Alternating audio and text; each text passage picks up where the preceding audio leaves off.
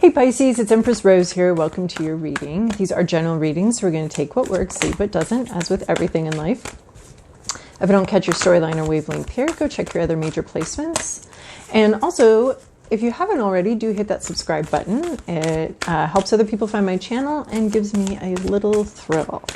So we're going to start off with my oracle decks. I actually do have a new oracle deck I'm playing with, but I'm not quite ready to pop it out. It's very rich, lots of wisdom in it. So, but these ones I love as well. No, not talking ill of present company, of course. The Moonology and the Work Your Light. And then I'll move on to the Tarot of Mystical Moments for a more traditional tarot spread. Oh my gosh, Aquarius just got this. I love it. I love it. Council of Light, Divine Orchestration, Helpers in the Subtler Realms. Wow, this is, you know, divine orchestration is at work here. There's something going on behind the scenes that you can't see. And it's all getting worked out. Timing. You're not outside. You may feel like it, but you're not outside the plan. You can't be, right? You cannot be outside sort of the grander scheme of things. Everything is unfolding exactly as it should be. And you are right where you need to be. You're exactly where you need to be. And this card is here to reassure you of that and reaffirm that truth. We also have Anna, grandmother of Jesus, seeding the light, laying foundations, divine plan. Oh my gosh, we have divine orchestration and divine plan. Holy crap, Pisces, you are exactly where you need to be. But also laying foundations, to me, this card is like divine plan. It's like the blueprint being set. It's like you might be having more say in this than you think. You know, it's not just completely out of your hands, but you might be, you know, selecting the architect for the blueprint, selecting something. This is just the pre-planning stage. This is like way before we get to even like laying that foundation. We're talking about what's the foundation going to look like? What's this? So there's something about, you know, something that you want to have happen or something that is going to be eventually happening. And this is just setting it up. This is like setting up the dominoes so that they can fall in the exciting and thrilling way you want to see that sort of path lay out before you. So this is setting something up. And it looks like it could be divine or behind the scenes, something you can't even see. This is like someone else picking out the architect for you, someone else, you know, I want to say like, you know, you're just talking like, oh, I like that house. I like how that house is set up. Oh, I like how that driveway curves around there. I like that little turret up there. And someone else, or divinely speaking, there's something behind the scenes where someone's like, okay, turret. All right, circular driveway, got that. And so all sorts of things sort of, you know, you may not even realize that you're setting up some sort of way, something for the future, but you are right now. And then there's some divine planning. I really, really like this. Divine orchestration and divine plan together in the same reading. It's pretty beautiful. And then Pisces, look at you. This reading already is like wonderful.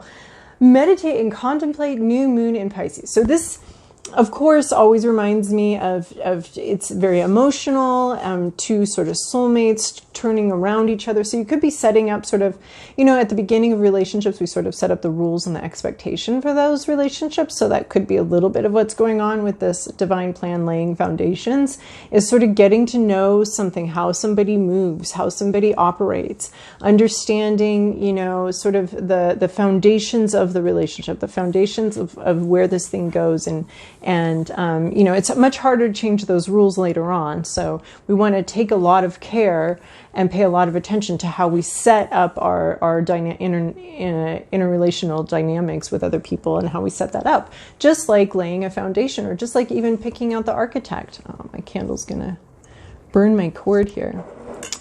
You know, you want to take a lot of care with setting up the relationship with your architect, setting up the blueprints, and you know, you don't want to have a kitchen where you can't have that drawer open at the same time as that cupboard, because that sucks.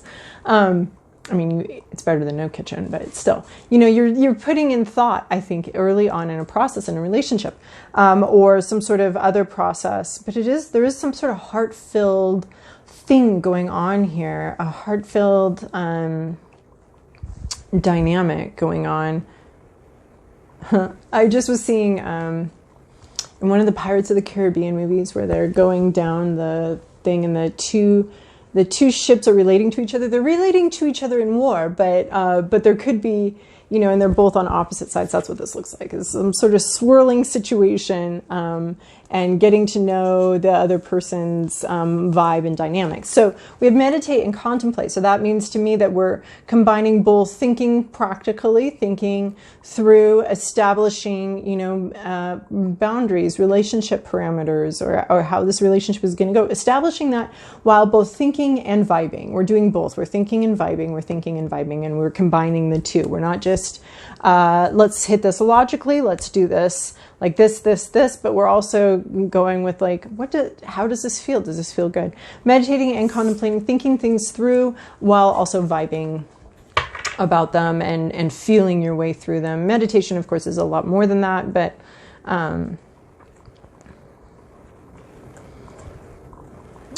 yeah, this is,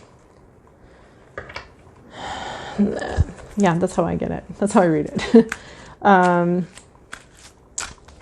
All right, Pisces.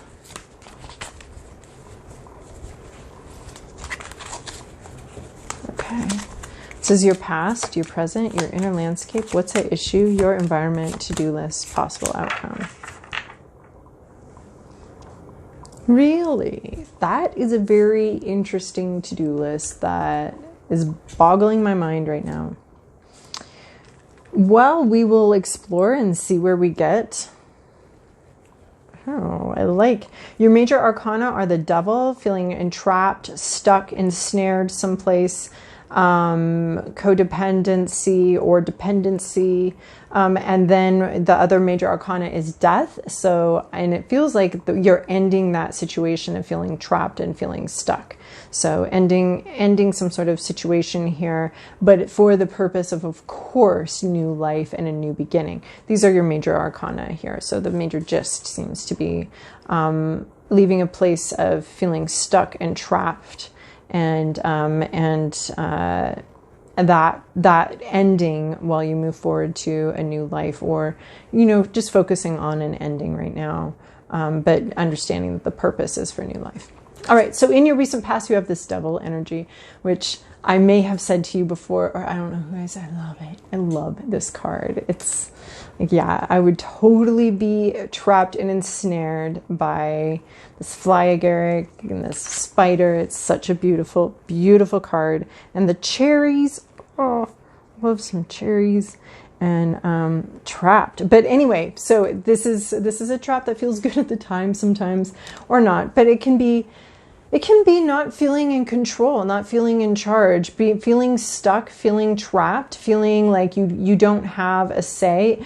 You might enjoy that. You might enjoy, you know, the Devil card typically talks about addiction, and there's always strings in these cards. It's, you know, each artist depicts it very differently, picks up on different themes. But to me, the strings in the cards mean that something pulls to us other than our own divine self, our own connection to self. So this brings in ideas of addiction, ideas of codependency, where other people's lives and other people's feelings are more important to us than our own connection with our own self, and just doing what feels right for us right now, what our own soul is calling to us. So it's something that distracts or deters from or interferes with your relationship with your divine self, with your higher self, and your ability to follow your own intuition.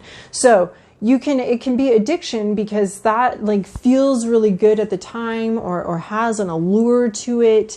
But because that allure can be so strong, it can disrupt our ability to communicate with ourselves, to follow our own, you know, inner voice, because we're heeding the voice of the addiction, right? I think this also with not feeling free, not feeling free to express yourself, to say what you need to say, feeling like there's something that's oppressing that, or you can't do that, or you shouldn't do that, or something like that. So there's some sort of situation here that you've been in the recent past that's had you feeling stuck, feeling trapped, feeling hemmed in, and unable to move forward, unable to follow your own intuition. You might have enjoyed it. It might have been self-imposed. It might have been it's about your relationship with yourself and not feeling free to engage with it. But there is this sense of pleasure with her Devil card where you're trapped, yes, but there was something that lured you there. Maybe a sense of safety, maybe a sense of familiarity, maybe something lured you there. Something looked really good there, and then you got stuck there. In your current situation, you have 7 of Pentacles. You're just waiting, just trying to chill. You've got some impatience, maybe. The 7 of Pentacles always speaks to me of being patient, but it's a forced patience, which means it's impatient. When does all the work you've put into something pay off? When does this finally get moving? When does this ripen? When does this come to fruition? When does this happen? So you're in this you're sort of waiting. I like it because this one really has her she's got her patient, impatient face. Yeah, no, I'm fine. I'm just waiting. Put a lot of work into something and I'm just waiting. No, I'm fine. No, it's fine. No, it's fine. No, I don't need anything. There's a little bit of just this patiently waiting for something. Maybe you put a lot of work into freeing yourself from the situation and you still don't feel free, or the situation's still not moving forward. There's some patiently impatient waiting going on here. I do, though, with these two, I see it's divine timing. That's why you're that's why you're sitting up in this tree. There's divine timing going on. There's something divine timing going on, and you're on hold now because of it. But I think that this should make your impatiently waiting more patient, because divine timing is better than anything. It's glorious.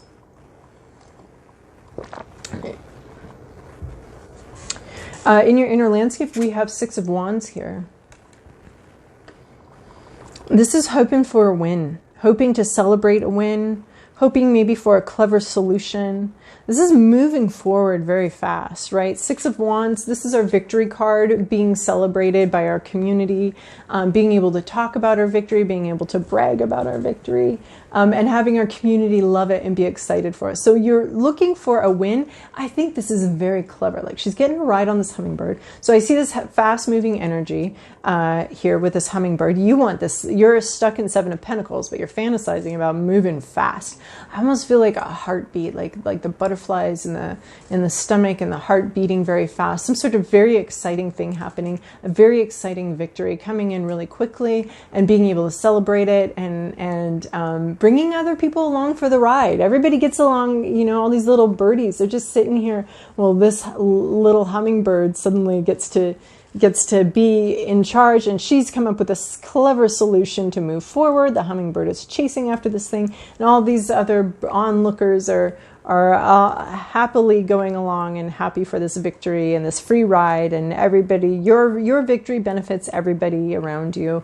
So you're dreaming about some sort of victory, some sort of fast moving, exciting thing happening, and possibly even your community being able to support you, and you being able to support your community, and some sort of public involvement of this really beautiful, loving success that the love pours over and affects everyone around you. Who doesn't want that? 6 of Wands, this is all of our hopes, everybody's hopes. This is what it is, some sort of, and the excitement and the fast moving sounds fun. Of course you want that. 10 of Swords is where you're at right now. This is what's at issue. A painful situation just is not ending yet. So in the upright, we'd be like, oh, look, they ran out of hat pins to stab you in the head with. All of these fears, all of these words, all of these ideas that were so painful and so difficult, they're done. And this, it's not done. It's not done. It's almost like you're still a little bit stuck in this devil energy here as far as the painful situation. It continues. Are these consequences from the painful situation where you felt stuck, where you felt trapped maybe in a situation that you didn't want to be in for a long time, or even just for a little while, just some sort of situation that you didn't want to be in anymore. And you're still having to deal with the fallout of it. You know, at the end of the Ten of Swords would be the end of a painful situation, and it's just not ending. Maybe you've put a lot of work into making it end, and here you are. You're like, when is this over? I am so ready for this situation to be over. I'm so ready to move forward, to go fast, someplace beautiful, someplace lovely, someplace fun. But instead, I'm stuck waiting for this painful situation to be done. For these ideas and all of that, I'm waiting for it to be done, and it's not ending. It's not ending. So again, we're going to go back to our double message here of divine timing. Just keep, that's your mantra, I guess, for the week, Pisces, is divine orchestration, divine plan, laying foundations. The foundation's being laid, but you're not seeing the results yet. That's exactly what's going on with the Seven of Pentacles. The foundation's been laid, the tree has been tended, it's been planted, it's been watered, it's been tended, and the foundation's been laid, but we're not seeing the results yet. We're not seeing anything here. I do like this idea that the foundation's already been laid. I was talking earlier about it's not, but now that I see all this patience and this waiting for something to end, I do feel like the laying foundation, it is being laid, or it has been laid, and we're waiting for sort of the results of that. We're waiting for that to come to fruition. In your landscape, not your inner landscape, but in your environment, we have the Death card. We have a big ending coming in. It could be somebody else's big ending. It could be a big ending for you, coming from a different part of your life than what we've already discussed, or even part of this. But there's a big ending coming in, and maybe this has been anticipated for a long time, looked forward to, or, you know, hoped for ending, but there's a big ending. It is for the purpose of new life. It is for the purpose of growing something new, but there is this transformation. She's looking at the butterfly, of course. So I like how in this Death card, we're talking about new life, but we still are seeing the vestiges of the old life, the remains of the old life here. And then we have this butterfly here. Kind of wish we had a cocoon. But we have this butterfly here representing, of course, transformation, pretty radical transformation. So death is pretty radical transformation. So something is transforming in your life right now. There's some big change coming in. There's some big changes here, some big shifts. They could have been happening for a while. They could be part of, like, this whole divine plan was something big needed to end it. But that's in your environment. Your to-do list, this is the thing that's boggling my mind. Seven of Swords. Seven of Swords is about deception. It's about getting what you want through deception. She's a snake, but she's like, I'm actually a garland of flowers, right? She's taking what she wants. She feels entitled to it. It's sneaky behavior. No. Do I think you should be sneaky? I'm having a hard time delivering that message. Although there are certainly times when that is what is appropriate. That is the right thing to do, is to be sneaky. I'm reminded of Audrey Hepburn in World War II, luring Nazis and being part of the resistance through lying and sneaky behavior. So her life story is so amazing. If you ever get a chance to read her biography, really incredible. Not just a bubblegum pop star, really amazing. You know, popular in the 50s, but she's so amazing. Anyway, Seven of Swords, and our families are from the same area of Holland, which I thought was really cool. So Seven of Swords, sneaky behavior, dressing something up, taking what's yours. I mean, the snake really is just trying to survive. Just trying to survive here. Maybe being on the lookout for sneaky behavior. Maybe understanding. So swords are going to be about communication. Oh, Seven of Swords. Swords are about communication. Seven of Swords is usually going to be withholding communication or deceptive communication. So maybe even looking for that. So this could be about looking for that. Maybe looking at where you're using deceptive communication. Maybe analyzing or revisiting that. Maybe are you being self-deceptive? Oh, that's a good question. All of the time. Is that a good question? That's the best question. Am I deceiving myself here? You have the Seven of Pentacles. You have the Seven of Swords coming underneath the Seven of Pentacles. So are you waiting for something? Is there a sense of self-deception here? Are you lying to yourself about what's happening? About whether this is going to happen or not? Or what's going on here? There's a divine plan. So all I can really say about Seven of Swords is that you have to deal some way with either withholding of information and communication, or you need to withhold communication, which has its time and has its purpose, right? We don't have to, pursue things to death or talk things to death. We can just watch and look and wait. There's some sort of deception here. It could be self-deception. I can see how the Seven of Swords could be good, how this could be appropriate behavior of withholding information, not talking about something.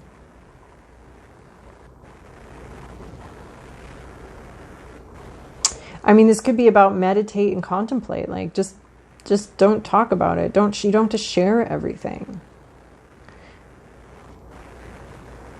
It could also be about being aware that somebody in your environment is not what they seem. We're looking at this reading with the Devil card, which has this alluring property to it.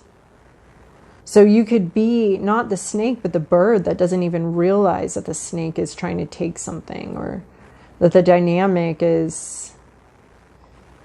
especially if you're setting up a dynamic with someone, you would want to really be analyzing the communication. Wow, I haven't looked up for a while. I'm just absorbed by this card. The communication, what's going on here? Who's communicating what? Are things not how they seem? You could be needing to look a little deeper in something. It might not be what it seems. Or somebody might not be what they seem. You might not be what they seem. So some sort of deception here that needs to be, your to-do list is to somehow interact with that, with a concept of deception or silence or sneakiness, either coming from you or coming from somebody else. There is some sort of camouflaging going on here. And I don't feel comfortable saying, in a general reading, you shouldn't be doing that, you should be doing that. I don't know what you should and shouldn't be doing. There are ethical reasons for, as with Audrey Hepburn, there's ethical reasons for covering up, for camouflaging, for, so I think this is just asking you to analyze the situation, keeping in mind communication and camouflage. My gosh, have I talked for 5 minutes on Seven of Swords? But I'm just so confused by it. I'm trying to sort it out. Anyway, where you're going, Eight of Swords. This is being yeah, I should have just read ahead here. So being trapped, being stuck by your own thoughts, by your own mantras, by your own worries and concerns, feeling trapped. So you may, once you look at some sort of camouflaging or deception, you may then have to deal with your own thoughts being your greatest prisoner, right? Because she's free to go. She's actually free. It's only in her mind that she's not free. So the Eight of Swords is about self-limiting beliefs, basically. So, which see, I keep feeling like you're not quite out of this devil energy. You might be waiting to get out of this trapped situation where you don't feel free, but you could be deceiving yourself, and you're actually the only one keeping you trapped, right? I think this reading supports that interpretation. Is the painful situation, you may just be waiting for something to happen when in fact you are still trapped. And now instead of trapped externally or feeling trapped externally, you're starting to realize that that's not exactly true, and you're actually trapped internally and dealing with those internal entrapments. Okay. Woo! What will you choose now? you always have this moment in between all that has been in the past and all that can be in the future. There is this moment, a space where you have absolute power of choice. So I'm seeing this as a way to deal with this devil energy, addiction energy, codependent energy. So why not allow yourself to choose peace, to choose trust, and to fall in love with your life? So this here. Making the choices of how you're going to view a situation, and maybe even how you're going to view yourself in the situation. All right. Okay, Pisces, I hope that that was helpful for you. Thank you so much for your likes, comments, and subscribes.